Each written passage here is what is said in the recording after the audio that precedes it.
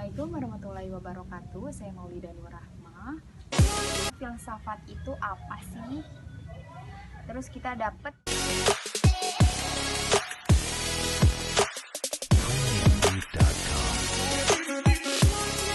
yang jawab muter-muter pembahasannya. Kadang dari pertanyaan yang diajuin malah ngebuat pertanyaan lain. Assalamualaikum warahmatullahi wabarakatuh. Saya Maulida Nur Rahma. Saya staf di salah satu perusahaan swasta di Jakarta dan juga mahasiswa Fakultas Psikologi di Universitas Mercu Buana. Hadirnya saya di sini untuk memenuhi tugas besar filsafat yang diberikan oleh Bapak Kasyifullah atau Pak Kesep, di mana saya diminta untuk menguraikan atas jawaban-jawaban teman-teman atas pertanyaan yang telah saya berikan di story saya sebelumnya. Kita lanjut ke pertanyaan yang pertama ya.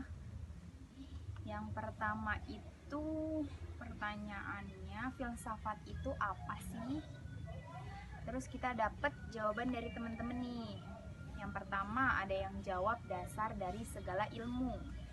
Terus yang kedua, ilmu yang melahirkan ilmu, ibunya ilmu, induknya ilmu. Terus yang ketiga ada yang jawab aliran. Terus yang keempat ada yang jawab kayak ilmu yang membahas secara kritis tentang fenomena yang ada dalam pikiran manusia. Jadi benar ya, filsafat itu merupakan dasar atau induknya ilmu. Karena dengan berfilsafat sendiri itu bisa melahirkan ilmu-ilmu lainnya.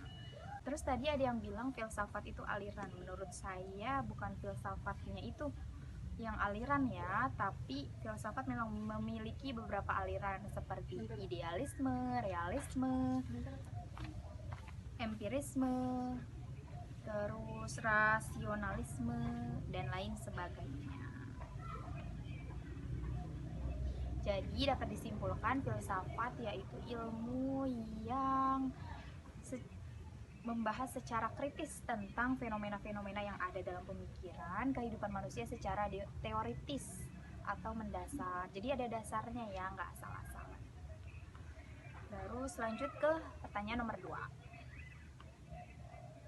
Filsafat itu mendekatkan ke kafir ya?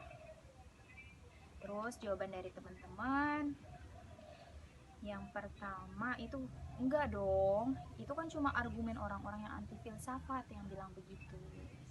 Terus juga ada yang bilang begini, tergantung persepsi dari masing-masing orang, berdasarkan masing-masing keyakinan ngertiin filsafat itu gimana. Terus ada yang bilang juga, enggak juga, filsafat kan berpikir melalui logika manusia, sedangkan kafir menyangkut keimanan seseorang.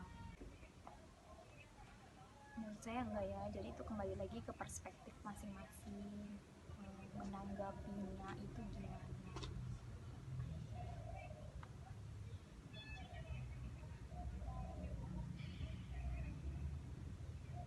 Terus ada yang bilang tadi tidak, karena banyak filsuf yang berkontribusi besar dalam ilmu pengetahuan. Ini benar banget ya, banyak banget nih filsuf yang berkontribusi dalam ilmu pengetahuan seperti Aristoteles, Plato, Socrates. Terus juga tokoh Islamnya juga ada nih seperti Imam Al-Ghazali atau Imam Al-Ghazali, Ibnu Sina, atau yang dikenal dengan Avicenna. Dan yang ketiga, apakah filsafat itu menyesatkan? Jawaban teman-teman nih, enggak. Oh, kesimpulannya dari jawaban semuanya enggak ya. Ada yang bilang enggak, tidak, tergantung dari keimanan seseorang. Enggak nyesatin sih, tapi lebih ke mempertanyakan hakikat hidup yang konteksnya agama itu sesat. Ini pertanyaannya mirip-mirip ya sama yang sebelumnya. Jadi ya sama, kembali ke perspektif masing-masing.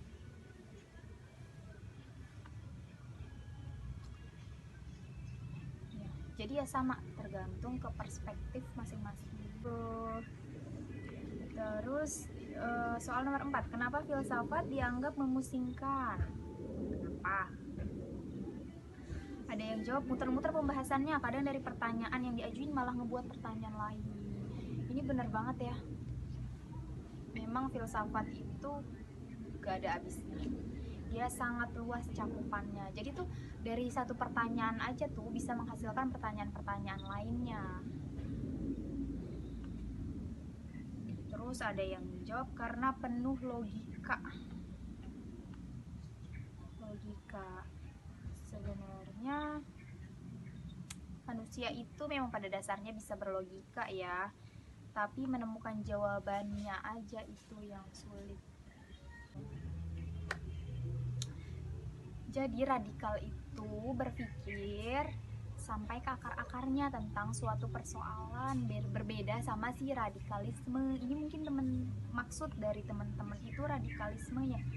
Jadi berbeda ya, radikal itu berpikir sampai ke akar tentang suatu persoalan, sedangkan radikalisme itu jadi suatu aliran yang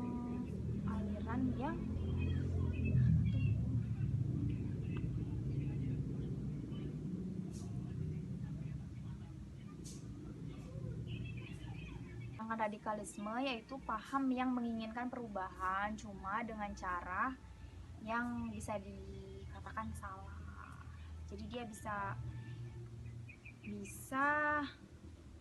menggunakan berbagai cara, menghalalkan berbagai cara untuk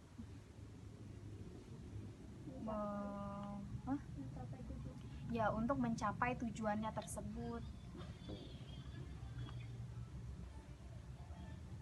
Terus nomor 7, apa yang Anda ketahui tentang logika?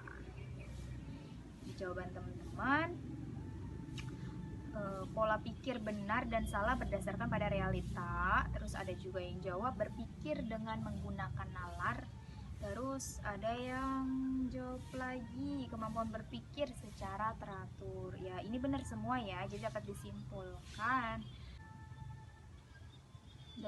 bahwa logika itu berpikir dengan menggunakan nalar yang berdasar pada realita yang ada.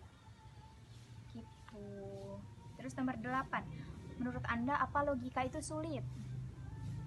Jawaban dari teman-teman, ada yang jawab enggak dong. Terus ada yang jawab sulit kalau logikanya berdasar pada realita, tapi dibahasnya lagi sama logika yang idealis. Terus ada yang jawab juga tidak, karena bisa diterapkan dalam kehidupan sehari-hari. Jadi yang mana bener nih, sulit atau enggak? Kalau menurut saya logika itu ya memang pada dasarnya manusia itu memang bisa berlogika. Namun untuk mendapatkan jawaban atas pertanyaan tersebut itu memang agak sulit. Itu menurut saya.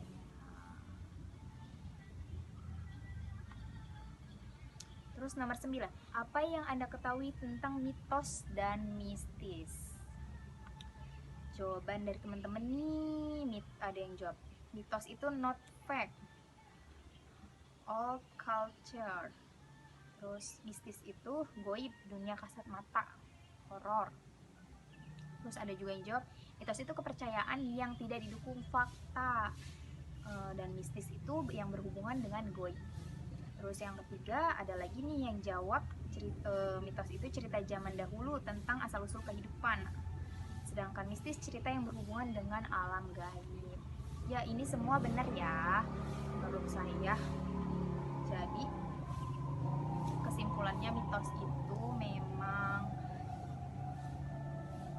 kisah sebuah peristiwa yang dianggap benar-benar terjadi, tapi tidak ada fakta yang mendukung kejadian tersebut. Kayak misalkan contohnya